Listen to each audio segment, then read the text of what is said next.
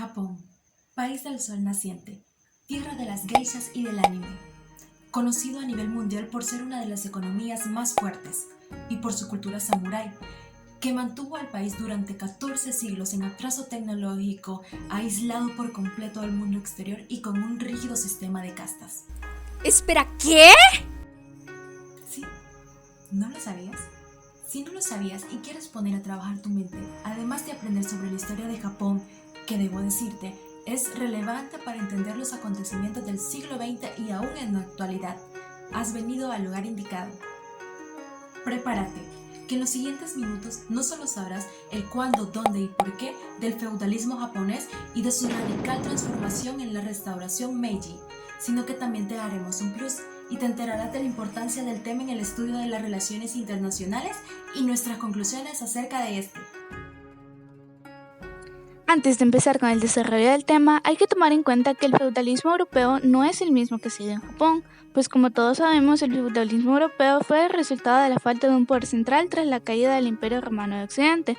En Japón sucedió una dinámica distinta, pues fue la nobleza civil la que dio paso a una aristocracia militar que surgió de las capas inferiores de la antigua sociedad, y añadir que las prácticas feudales no se produjeron en todo el territorio japonés, y este tampoco buscó la ruptura con el sistema imperial, sino fue un proceso que se desarrolló lentamente con el pasar de los siglos, con el ascenso al poder político y económico de la aristocracia militar, mejor conocida como samurái. Entonces, ¿qué originó el feudalismo japonés? Para conocer su origen hay que remontarse al periodo Heian. Este es la cuna de las costumbres que más tarde darían vida al feudalismo. En el año 794, el emperador Kamo traslada la capital de Nara al Heian, la actual Kioto. Es por esto que este periodo recibe este nombre. Este traslado se hace con el propósito de liberar al gobierno imperial del poder e influencia de las sectas budistas. Otro suceso importante de esta etapa fue el ascenso de la familia Fujiwara, que durante 100 años ocuparon la figura de regente, estuviese o no el emperador en edad de gobernar. Esta familia empezó a desplazar a otras familias cortesanas de la capital y como compensación se les otorgaban terrenos, aunque esto también se debió al aumento de la población, sumado al hecho de que se le permitió a la pequeña nobleza provincial el reclutamiento de la milicia para mantener la seguridad. A razón de esto, comenzaba a surgir una aristocracia militar, mejor conocida como samurái. Por eso, la balanza de poder se inclinó a los gobiernos periféricos, al mismo tiempo que el poder central empezaba a debilitarse. El periodo Heian finaliza con la Guerra Genpei, que sucede entre 1180 y 1185, donde se enfrentan las dos familias samuráis más poderosas gobernantes, los Taira y Minamoto.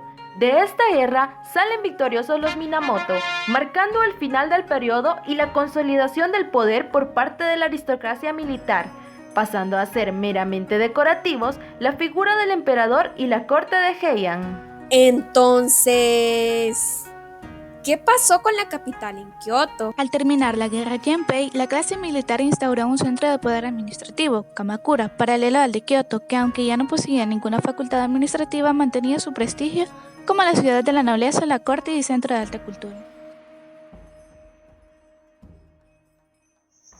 Este periodo se caracterizó por ser un tiempo de profundo fervor religioso y por el equilibrio que existió entre la clase militar y de carácter feudal con la corte. Durante esta primera etapa del feudalismo japonés se ve el ascenso de la familia Hojo en la aristocracia militar, que van a jugar un papel similar a los Fujiwara. La familia Hojo llegó a controlar la administración política, económica y militar de la época, además de mediar en los asuntos internos de la corte y de la familia imperial. Esta familia demostró una relativa y efectiva atención para el mantenimiento de la paz y la conservación del orden dentro de las provincias, pero la prueba de la eficacia de su gobierno fue evitar la invasión mongol. No hay que cantar victoria tan rápido, ya que nadie veía venir que este solo sería el principio del fin. ¿Cómo me puedes estar diciendo esto? Cuando el pueblo japonés dio todo de sí para no ser sometido a un pueblo extranjero. ¿Qué hay de las muertes de sus combatientes? No significaron nada. Fueron precisamente la caída de sus hombres en combates uno de los tantos problemas que había traído el ganar la guerra contra los mongoles. Pero, ¿por qué? Japón quedó debilitado económicamente por el esfuerzo y al no conquistar ningún territorio con la guerra, no tenían forma de recompensar a las familias de los hombres que habían luchado. Como efecto dominó, el sistema de doble administración de la tierra, que desde un principio había sido precario, empezó a fraccionarse. Las provincias cada vez vieron más difícil mantenerse al servicio de Kamakura, además de pagar tributo a la corte de Kioto. Al término del periodo Kamakura se dio un acontecimiento transitorio al que se replanteó el orden político y económico, al que se le conoce como Restauración Kemu. Se le conoce como restauración porque se intenta restaurar, valga la redundancia, la figura del emperador como poder central y administrativo sobre el territorio, pero que falló al oponerse al mantenimiento de la clase samurái. Las guerras que se dieron a causa de este acontecimiento resultaron en un nuevo orden político que se inclinaba cada vez más al localismo y a la autoridad feudal. Y por si fuera poco, la autoridad militar terminó por invadir la capital imperial Kioto, convirtiéndose así en su sede. Y aunque el emperador todavía era considerado soberano y a las familias cortesanas se les permitió conservar sus títulos, se había perdido por completo el poder político y la administración de sus tierras. Los Buchi llegaron a eliminar la mayor parte de las propiedades de la corte y apoderarse de los restos del sistema imperial durante el periodo Muromachi. El suceso más importante de este periodo fue la Guerra de Onin. Estas guerras crearon una importante ruptura en la historia política japonesa, ya que marcaron el final de la hegemonía de la familia samurái Ashikaga y el comienzo de una fase totalmente descentralizada del feudalismo japonés, además de eliminar cualquier elemento residual del sistema imperial para ser sustituido por la autoridad feudal. Este periodo ve sus últimos años con la entrada de Nobunaga en Kioto en 1568, que señala el principio de la reunificación de Japón, la cual se llevaría a cabo durante el periodo Asuchi Momoyama de 1573 a 1603, que permitiría para el último periodo feudal, el Tokugawa, de 1603 a 1867, el restablecimiento del dominio de los Bushi o samurái sobre todo el país. Antes de llegar a la punta del iceberg de este tema, el cual vendría siendo la Revolución Meiji, vamos a detenernos y hacer un pequeño análisis de sus actores. Japón importó desde China técnicas para el cultivo del arroz, la escritura a base de ideogramas, las concepciones del budismo y las prácticas de la vida cortesana. El sistema tributario chino se configuró en la región a partir de la hegemonía política y la influencia cultural china, sobre todo durante la dinastía Ming, y que generó un equilibrio regional notable hasta la llegada de los europeos. A quien se le hace responsable por la apertura de Japón, pues su interés por Japón había sido creciente desde hacía tiempo y llegó a firmar varios tratados como el Tratado de Amistad y Comercio Estados Unidos-Japón o Tratado de Harris de 1858, que permitió la concesión de establecimientos extranjeros, territorios extra para Japón y mínimos impuestos a las importaciones de sus bienes. Francisco Javier llegó a Japón en agosto de 1549 para comenzar una iglesia en el área de Nagasaki. Entró por Kagoshima y fracasó en sus primeros intentos de cristianizar. Tras varios intentos, en Yamaguchi, el señor feudal del clan de los Ouchi, un filántropo, mecenas y un hombre libre pensador, lo acogió y le permitió ejercer su ministerio, realizando unas 500 conversiones. Ito Hirobumi fue residente general de Corea, 4 veces primer ministro de Japón en los mandatos primero, quinto, séptimo y décimo. También laboró junto con un grupo de líderes gubernamentales y con el apoyo de varios juristas occidentales la Constitución Meiji en febrero de 1889, un hecho fundamental en la construcción del moderno Estado japonés. Matthew Perry fue encomendado por el presidente de Estados Unidos en 1853 con la misión de visitar Japón e invitar a sus autoridades a comerciar de manera libre con Estados Unidos. Emperador Meiji, Meiji Tenno o Mutsuhito. El emperador Meiji fue el líder simbólico de la restauración Meiji, reinando desde febrero de 1867 hasta su muerte en 1912. Sin duda alguna, uno de los personajes principales, si no es que el estelar de esta revolución. Ahora sí, lo que todos estábamos esperando. ¡Ah, sí! La Revolución Meiji. Antes de llegar ahí, vamos a empezar por explicar el último periodo. Bajo el régimen Tokugawa, de 1603 a 1867, se consolidó un orden feudal basado en un rígido sistema de castas y en la concentración del poder en un jefe militar llamado shogun. Desde el siglo XVII, el shogunato estaba ocupado por la familia de los Tokugawa, que regía al país desde la ciudad de Edo. La base económica japonesa de ese tiempo era la agricultura, especialmente el arroz. La mayor parte de la población era campesina y vivía las duras condiciones de servidumbre. Durante este largo periodo, Japón se mantuvo aislado de todo Occidente. En 1639 se prohibió la entrada a todos los occidentales, exceptuando a los mercaderes holandeses, inaugurando así la política llamada Sakoku, que significa cierre. ¡Ey! Pero, ¿cómo lograron los japoneses mantenerse aislados? O sea, porque otras zonas del globo no fueron tan afortunadas como para librarse del colonialismo europeo de los siglos XVI y XVII. Bueno, no es que los europeos no hayan intentado establecer contactos comerciales y religiosos con Japón. Lo que pasó fue que en ese momento el poder, además de encontrarse repartido entre los señores de la guerra o samuráis, también estaba repartido entre los daimyo, que era otra clase de propietarios rurales. En la primera mitad del siglo XIX se establecieron algunos contactos con comerciantes holandeses, rusos y británicos, pero fue Estados Unidos el que intentó y logró mantener relaciones comerciales con puertos japoneses. ¡Wow! ¡Qué raro! Pero, ¿cómo lo logró? Pues en 1853 el marino norteamericano Perry llegó con su flota de la bahía de Edo exigiendo poder entregar una carta al emperador y la apertura de algún puerto japonés, provocando fuertes divisiones en la clase dirigente. Al final, en 1854 se abrieron al comercio 2 puertos, rompiéndose con el tradicional aislamiento japonés. ¿Y solo los Estados Unidos sacó beneficio de esto? No, Occidente siguió presionando e impuso la firma de un tratado comercial, por el que Japón establecía relaciones comerciales con Gran Bretaña, Holanda, Francia y los Estados Unidos. Esto, ante los ojos del exterior, fue visto como un cambio positivo, pero en los ojos de los nipones fue considerado como una gran humillación, lo que provocó una profunda crisis en las estructuras políticas tradicionales y precipitó los cambios en la era Meiji. Pero esto no termina ahí.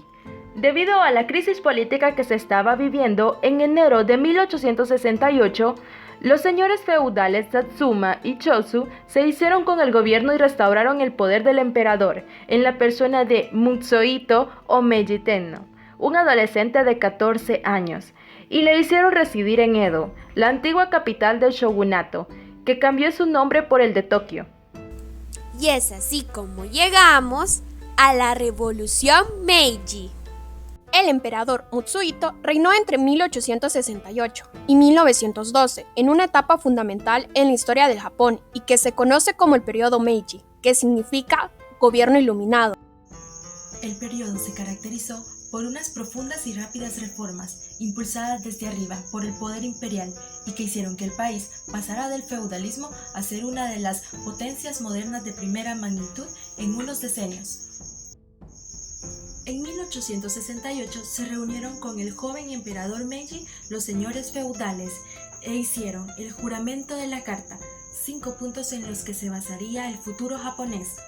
Establecimiento de asambleas deliberativas para asuntos de interés nacional. Se harían públicas las resoluciones de esa asamblea. Integración de todas las clases en la tarea de sacar adelante al Estado. Las clases bajas y las altas contribuirían a la buena marcha de la administración nacional, no solo los empleados directos del gobierno y los samuráis. Sustitución de las costumbres nocivas por leyes naturales. Se eliminarían las costumbres bárbaras que habían imperado en Japón, como la venta de niños y niñas a los prostíbulos, y se tomarían como modelo para las futuras leyes las existentes en naciones europeas y Estados Unidos. Búsqueda internacional del conocimiento. Entonces, el shogun, los samurái y los daimyo desaparecieron. Sí, el emperador comenzó a gobernar con un poder absoluto y estableció un sistema político con un consejo de gobierno o dakohan y un gabinete de ministros para emprender las reformas. ¿Cuáles fueron los cambios que se hicieron? En primer lugar, se desmontó la estructura de poder feudal, arrebatando el poder a los señores feudales, eliminando sus privilegios y se transformaron los antiguos feudos en departamentos dirigidos por representantes del poder central. ¿También desmontó a los samuráis? Sí y no. Lo que pasó fue que para eliminar la influencia samurái en el poder militar en 1869 se establece el Ministerio de la Guerra y un ejército moderno y poderoso según el modelo prusiano, y se implantó el servicio militar obligatorio, un instrumento de unificación e igualdad social, incorporando a los campesinos a las tareas militares. y con la elaboración y aprobación de la Constitución en 1889, la primera en la historia de Japón, con un marcado carácter liberal conservador, adoptó principios de los modelos alemán y austriaco. Fue esta la culminación de las reformas políticas de la era Meiji. La Constitución estuvo en vigor hasta 1947. Esta reconocía el poder absoluto en el emperador, ya que era él el que la otorgaba al pueblo y solo a él le correspondía presentar enmiendas. Entonces, ¿en Japón no existió parlamento? El texto constitucional establecía un parlamento bicameral con una cámara de pares y otra de diputados, elegidos por un sufragio censitario y muy restrictivo. La Cámara de Diputados ejercería un control relativo del gasto y presupuesto. También se reconocía una declaración de derechos, sin embargo, los ministros solamente serían responsables ante el emperador y no ante el legislativo. Además que el emperador retenía el mando militar y podía suspender el parlamento. Esos fueron los cambios en la forma de gobernar. ¿Hubo alguno en las leyes? En cuestiones legales se aprobó un nuevo código civil y otro penal, esta vez de clara influencia francesa. La tortura fue abolida y en la Constitución de 1889 se da un reconocimiento diplomático de las principales potencias occidentales. Al hablar de cuestiones económicas, se puede mencionar que el gobierno Meiji emprendió una reforma fiscal al establecer que los campesinos pagaran con dinero los impuestos, fomentando así la comercialización de sus cosechas. Además, se implantó una moneda única, el yen, la cual actualmente es la moneda usada en Japón. Esto permitió la entrada de capital extranjero. En 1873 se emprendió una reforma agraria para terminar con las relaciones feudales en el campo, aunque fue lenta, ya que a finales del siglo XIX aún el 40% de los campesinos trabajaba en tierras de los grandes señores. Los comerciantes quedaron en general arruinados o expropiados, y el campo se explotó despiadadamente para extraer todos los recursos posibles con los que financiar la carrera japonesa hacia la industrialización. Los puestos de control en los nuevos bancos e industrias se concentraron en manos de los antiguos samuráis, respaldados por un nuevo mandato burocrático organizado según el modelo prusiano, al tiempo que se copiaron instituciones destinadas a un más eficaz control social, entre ellas el servicio militar obligatorio, un sistema de educación pública militarizado, una reformulación deliberada de las prácticas religiosas que las convirtió en un sintoísmo estatal politizado y centralmente administrado, y la inculcación de una ideología hipernacionalista de adoración al emperador. El modelo de crecimiento japonés se basó en 3 factores. ¿Pero cómo apoyó el Estado japonés este proceso? Lo hizo a través del fomento de las industrias pesadas, las minas, la construcción y las industrias estratégicas, especialmente la de armamento. Se prioriza el transporte marítimo frente al ferrocarril, apartándose del modelo clásico industrializador occidental, ya que la situación del Japón, un archipiélago, además de su compleja orografía, imponía esa alternativa. En el caso japonés, la industria aseadera tuvo un claro protagonismo. ¿Sabías que, paralelo a la industrialización, Japón vivió un fuerte crecimiento demográfico? De 37 millones de habitantes en 1880, se pasó a 50 millones en vísperas de la Primera Guerra Mundial. ¿Cuánto tiempo le tomó a Japón el proceso industrializador? Una vez en marcha el proceso de industrialización, impulsado por el Estado, se pasó a otra etapa de capitalismo financiero de grandes empresas. Japón fusionó en muy poco espacio de tiempo las 2 fases de la revolución industrial. A finales del siglo XIX aparecieron los grandes oligopolios como Mitsui, Mitsubishi, Yasuda y Sumitomo. Una característica de la industrialización japonesa fue el conocido como mimetismo tecnológico. Por lo que se ve, Japón tuvo un crecimiento acelerado. ¿Para lograrlo se inspiró en alguien o tuvo ayuda? Japón emprendió un intenso proceso de imitación de Occidente. Hubo un gigantesco esfuerzo por asimilar lo mejor de cada país. De Inglaterra aprendieron sobre la navegación. De Francia les interesaron sus estructuras administrativas. En Alemania adquirieron conocimientos militares y médicos. Y por fin de Estados Unidos, sus innovadoras técnicas comerciales. El Estado japonés contrató a muchos profesores, sabios y técnicos occidentales. No se escatimaron gastos a la hora de pagar buenos salarios a estos extranjeros, ni para fomentar la investigación en todos los campos científicos y tecnológicos. En este punto, el poderío de Japón en la era Meiji es irrefutable. Las transformaciones profundas en todos los órdenes del Japón fomentaron la expansión imperialista. Debido al reducido espacio físico del archipiélago japonés, la presión demográfica y la exigencia de nuevos mercados y de materias primas muy deficitarias para la pujante industria, llevaron a los gobiernos japoneses a intervenir en Asia y a protagonizar conflictos diplomáticos y militares. Japón tenía interés en la península coreana y en China. En 1876 presionó a Corea para que se abriera y admitiera su influencia. Entre 1894 y 1895 se produjo la Primera Guerra con China. Entre 1904 y 1905 se dio la guerra con el Imperio Ruso, el cual fue vencido. Rusia tuvo que reconocer la influencia japonesa en Corea y le cedió la explotación del ferrocarril de Manchuria. En la Primera Guerra Mundial, Japón se alineó con los aliados y en la paz consiguió las posesiones alemanas en China y en el Pacífico, las Islas Carolina, las Islas Marianas y las Islas Marshall. Para 1919, Japón era la tercera potencia naval del mundo. Colonizaron la península de Corea, donde había comunidades japonesas establecidas desde hace siglos. También anexionaron la isla de Formosa, que es ni más ni menos la actual Taiwán, y la de Sajalín, que se le disputaron al Imperio Ruso. En 1914, los nipones se disponían a penetrar en China. Los choques entre las tropas japonesas y los ejércitos rusos fueron inevitables, y la rivalidad por colonizar el extremo oriental de Asia lo llevó a la guerra. En 1905, Japón derrotó a los ejércitos del zar Nicolás II, y esto desató las revoluciones en Rusia. También tenía rivalidades coloniales con Alemania, que buscaba colonizar algunos archipiélagos en el Pacífico. Así que cuando estalló la guerra en Europa, Japón se posicionó del lado de las potencias aliadas para ganar territorios y consolidar su poder en Asia y el Pacífico. El siglo XX, que fue testigo de 2 guerras mundiales, vio también cómo Japón pasaba de ser una diplomacia de corte imperialista a una nueva relación con las grandes potencias. Como hemos visto, Japón tiene la capacidad de adaptarse a los cambios en las relaciones internacionales. De manera excepcional lo hizo en el siglo XIX en la era Meiji. Sin embargo, en la actualidad esto representa un reto para el país del sol naciente, pues a comparación de otros países de la región, como es el caso de China, su influencia y papel en el sistema internacional ha pasado a ser secundario, si no es que menos. También cabe agregar que sus tradicionalismos no le permiten dar un paso más adelante en la modernización social y cultural. El papel que juega la mujer en la sociedad japonesa todavía no es de relevancia, y esto se puede ver reflejado en la familia imperial, puesto que todavía no les es permitido a las mujeres ser emperatrices, y de casarse con un plebeyo son obligadas a renunciar a su título. Para concluir, en este video hemos explicado por qué Japón durante el periodo Meiji se modernizó a una velocidad única en la historia, lanzándose a la construcción de un imperio que daría forma a su historia durante todo el siglo XIX. Hemos respondido por qué Japón se aisló de manera sintetizada y corta. Todo esto ha de arrojar luz a un fenómeno más que inusual en la historia de identidad de este país, las cuales son más que visibles en un pueblo que hoy en día se consolida como un gigante cultural y económico, a pesar de su delimitado tamaño y población. Un pueblo que sin duda ha cautivado, enamorado, desconcertado y fascinado a todo el mundo.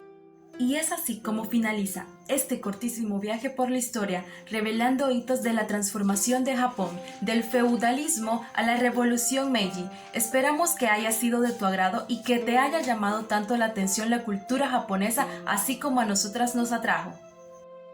Gracias por quedarte hasta el final.